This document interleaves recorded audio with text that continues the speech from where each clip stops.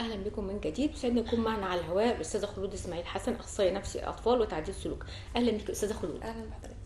استاذه خلود، النهارده اخترنا نتكلم عن موضوع مهم جدا، وهو ال1000 يوم في عمر الطفل. وال1000 يوم دول كنا بنقول هم 7 سنين الاولى زمان، النهارده لا، كمان في ال1000 يوم اللي هم نقدر نقول اهم بشكل مركز. ان الام لابد انها يكون عندها من الوعي هي وزوجها ان هم بيستقبلوا هذا المولود، انه مسؤوليه في عنقهم، وان هم مش مجرد الام تلبي احتياجاته الاكل والملبس، لا، ده في احتياجات مهمه جدا لابد انها تكون حريصه عليها ويكون عندها من الوعي، حتى لو كانت ام يعني نسبه الثقافه عندها قليله.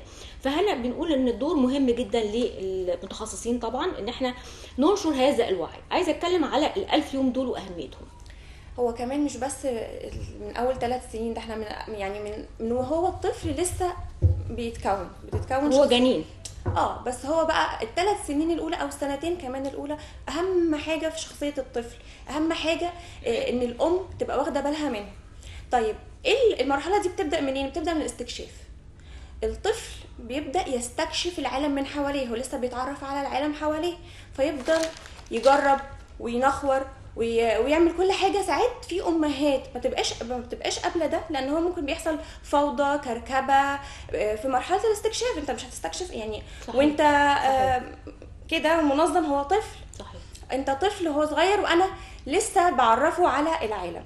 طيب مرحله الاستكشاف دي انا ممكن برضو الام تخاف ان هي تسيب الطفل يستكشف فيأذي نفسه. لا، انا بسيبه ان هو يستكشف وان هو يدور ويجرب، وانا مأمناه، انا واخده بالي منه ان هو مش هيتأذي.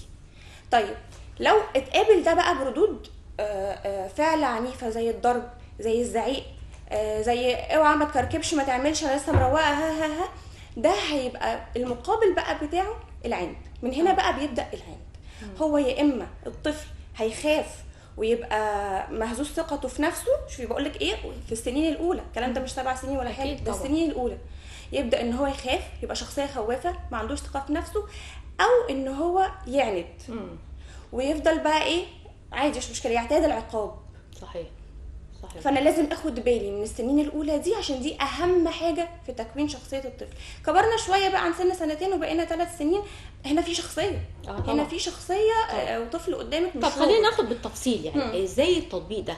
يعني الام لما انا اقول لها دلوقتي سيبيه يعمل فوضى ويعمل فوضى وانت امني المحيط بيه، سيبيه يستكشف، سيبيه ياخد اللعبه ويعملها بشكل مختلف. يعني دايما نقول للطفل مش لازم ياخد السياره بشكلها التقليدي، لا، لازم نخليه هو عايزها بشكل مختلف، وهنا بياتي الابداع. ان هذه النوعيه من الاطفال اللي انت بتطلقي لهم العنان، ان هم يبتدي يستكشفوا كل حاجه بايديهم ويفكها ويركبها، وحتى لو ركبها بشكل تاني ممكن هنا الاوت اوف ذا بوكس اللي بنشوفهم بعد كده الشباب، اللي هو الام والاب يعني ما كانش فيه الحته الالتزام اللي احنا كلها خايفين عليه وعلى المخاطر المحيطه بيه. لا، انا زي ما انت قلتي بتامني المحيط بيه وبتتركي له كل حاجه بعد كده هو يستكشفها. فعايزه اعرف الاليه او الادوات. طيب هو اول حاجه لازم الام او الاب يبقى عندهم قدر كبير من الاستيعاب لافعال الاطفال. انا لازم ابقى اب او ام. اهلا بكم من جديد. بنواصل لقائنا مع الاستاذه خلود اسماعيل حسن، اخصائيه نفسي اطفال وتعديل سلوك، وبنتكلم عن الطفل العنيد. والحقيقه تحدثنا عن في عجاله كده ان المفروض ان الام تترك للطفل رحله الاستكشاف، بيبقى عنده هو كثير من الفضول، ما ينفعش كبت الفضول ده بان كله يبقى ممنوع او يبقى فيه قوانين من بدايه الطفوله. لابد ان هي تامن له هذه المرحله، مرحله مهمه جدا انه يستكشف. الحقيقه استاذه خلود اهلا بيكي مره ثانيه. يعني قلنا ايه آلية بقى تنفيذ المرحله الامنه دي، ونترك له ازاي ان هو يستكشف كل حاجه حواليه. زي ما قلت ان الاستيعاب دي هي اهم حاجه. والاستيعاب الطفل واستيعاب افعاله محتاج نفس طويل. وخدي بالك الطفل نفسه طويل جدا، فهو محتاج ان الام يكون نفسها اطول بكتير. صدقيني يعني الام او الاب لو هم وصلوا للاستيعاب بقى من افعال الطفل، اصل هو طفل يعني مش ما ينفعش ان انت تجبريه بالغضب وبالزعيق. لا، ده هيأثر على علاقتكم ببعض. صح. انما لما استوعب افعاله وابقى فاهماه واجريه فيها وما كبتهوش، ده هيخلي العلاقه بيني وبين طفلي كويسه جدا. لان بدايه الطفل بيكتسب ثقته بنفسه وبيكتسب كل حاجه حلوه في شخصيته من الاهل. صحيح. من خلال الام. وبعدين فكره ان الطفل زي ما حضرتك قلتي كده ان هو شخصيته ممكن تبقى ضعيفه نتيجه كل الكبت اللي هو تعرض ليه، كل الممنوعات، او يبقى عنده العند اللي احنا النهارده اخترنا نتكلم عنه. هنا الام انا بسال هل العند طبعا اللي هو دايما بيبقى ملاصق للعصبيه، لان الطفل العنيد عشان يبقى متمسك برايه او متمسك بالشيء اللي معاه هيصاحبه ده عصبيه. السلوك ده هل هو سلوك مكتسب نتيجه الظروف والسلوك اللي الام عملته او الاب، ولا هو سلوك بيبقى طالع فيه شويه البيئه الجين يقول لك ده طالع عندي للاب او طالع عندي للام؟ هو على حسب البيئه. اللي هو جزء بقى منه مكتسب. طبعا، لان لو الام عصبيه وغضبانه والاب عصبي وغضبان وبيتخانقوا طول الوقت وبصوت عالي، هنجيب الطفل هادي منين؟ ايوه.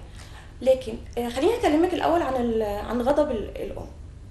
اول حاجه الام محتاجه انها تراقب نفسها، هل هي غضبانه بسبب ان السلوك اللي الطفل عمله ده يستدعي الغضب ده كله، ولا هي غضبانه عشان هي جواها غضب عموما بقى مثلا. صحيح. بالظبط. فلازم تراقب نفسها وتبقى فاهمه كويس قوي هو انا غضبانه ليه، لان ما يبقاش الطفل ضحيه بقى غضبي او عصبيتي. صحيح. او اي حاجه من عوامل خارجيه اروح مطلعها فيه. صحيح. طيب الغضب ممكن كمان يولد بقى الضرب. دي اساليب طبعا غلط. الضرب اهانه. أيوة. الضرب بيبقى اساءه للطفل. صحيح. بيبقى اساءه للطفل، يا بيضرب شخصيته يا اما بيخليه عندي ولا مبالاه عنده، وزي ما بيقولوا كده نحس من كتر الضرب. صحيح. طيب الام اللي غضبانه واللي بتتعصب، اول حاجه انت بتعصبه وغضبانه هتبقي عارفه ان الخطوه اللي جايه دي ضرب. اتجاهل بقى ايه هي ضرب؟ لا، اطلع واسيب طفلي، اروح اطلع غضبي ده في حته تانية، عادي روحي روقي، اغسلي مواعين، اي حاجه. يعني التعامل مهم جدا ان الام تراقب نفسها او ايا كان الام او الاب يراقب نفسه، لان لازم يكون في ردة فعل مقابل للفعل نفسه. ما ينفعش رد فعل اقوى من الفعل، ولازم دايما الطفل نوضح له ايه رد الفعل ده ليه. يعني ساعات كتير قوي الام تكون زي ما انت قلتي كده عندها لا يعني عندها ضغوطات وهو مش فاهم يعني ان هل ده كان مقابل للفعل اللي عمله، فلازم يكون الفعل موازي. مهم جدا حوار الطفل مع الام، مهم جدا. ايوه. لان انا محتاج ان انا افهمه انا بقول لك لا ليه، او بتعصب عليك ليه، او انا بنهيك عن الفعل ده ليه. طب ما ابدل اللا اجاريه، اشوف له بدائل عن السلوك اللي انت شايفه ان السلوك ده هيأذيه او السلوك ده هيؤدي الى خراب او ايا كان. اخلق له بدائل. يعني مثلا الطفل بيحب الشخبطه، يشخبط على الكنبه، يشخبط على الكراسي، يشخبط على الحيط، اقعد ازعق له وبهدله. طب هو لسه مش مستوعب ان ده غلط وان ده تخريب. صحيح. طيب ما اخلق له بديل. انا ممكن اجيب لطفلي ورقه كرتون مثلا كبيره او قماشه بيضه كبيره، وافهمه ان دي مساحته اللي مسموح ليه ان هو يشخبط فيه. وهنفضل مع التكرار ومع ان انا كل مره بفهمه، لان هو ممكن ما يفهمش من اول مره، يروح مشخبط كده ويرجع تاني لعادته القديمه ان هو يشخبط على الحيطه او حاجه. فافضل مع التكرار على فكره مهم جدا. ومهم جدا الحوار. هو انا هفضل اقول لك 60 مره؟ قولي له 60 مره، قولي له كتير جدا، لان ما هو ما هيتعود على كده. خلاص هو كده احنا وصلنا ان احنا تمام، وانا فاهم ماما وماما فاهميني. مهم ان احنا نفهم بعض. طبعا الاب، يعني انا مش بقول بس ان الام، لا الاب كمان لازم ان هو يكون شخصيه، يكون علاقه بينه وبين الطفل، عشان برضو لا يعني ما نوصلش لحاجه ان هو الطفل مش حابب اهله او مش حابب العلاقه دي في البيت. طب استاذه خلود، هنا لو في تعديل سلوك، لو الام اكتشفت ان هذا الطفل عنده عند شديد، عنده عصبيه شديده، هنا المتخصصين بيعملوا ايه؟ بتلجأ ازاي للمتخصصين؟ لازم انا ابدا من الحوار مع الام ومع الطفل. مفيش تعديل سلوك مع الطفل لوحده. انا لازم ارجع للسبب اللي وراه. دايما السبب هو الاهل، دايما السبب هو الام او الاب. طيب انا لما اقعد في البدايه قبل المتخصصين، انا في البدايه احاول افهم انا بعمل كده ليه. انا محتاجه ان انا افهم نفسي.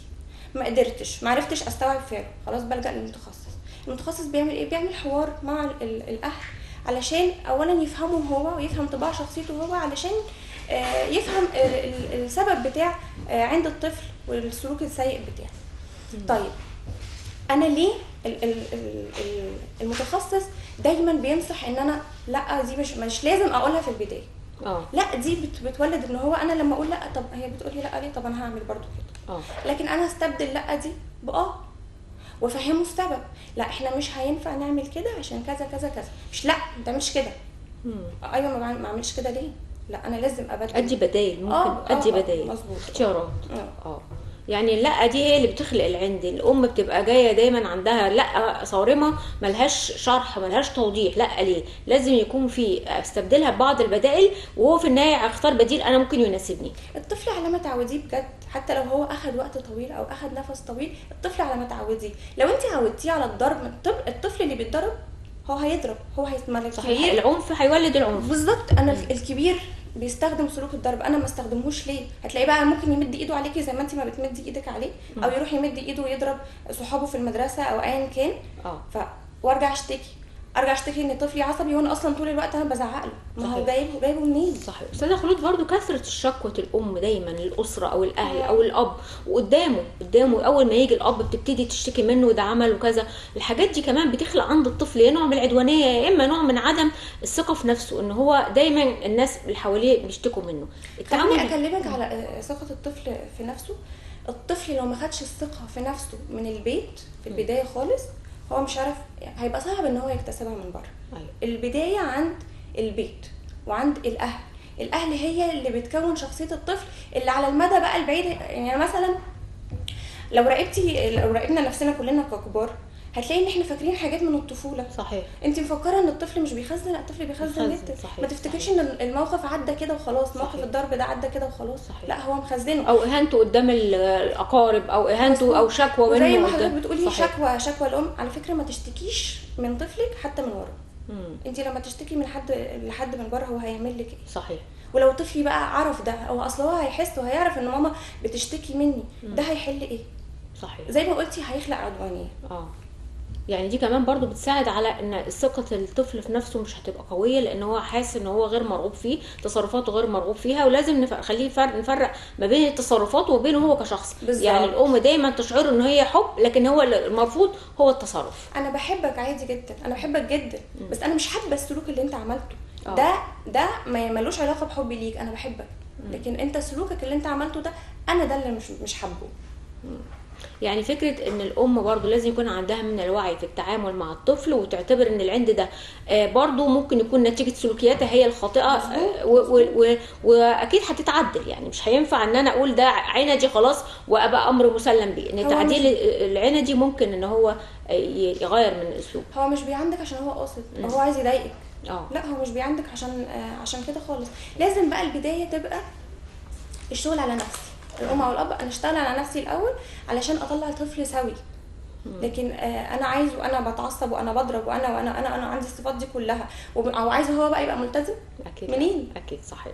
اشكرك شكرا جزيلا استاذه خلود اسماعيل حسن، اخصائيه نفسي اطفال وتعديل سلوك، نورتينا. شكرا لحضرتك. فاصل اعزائي المشاهدين، وما زلنا نواصل فقرات برنامجنا، ابقوا معنا.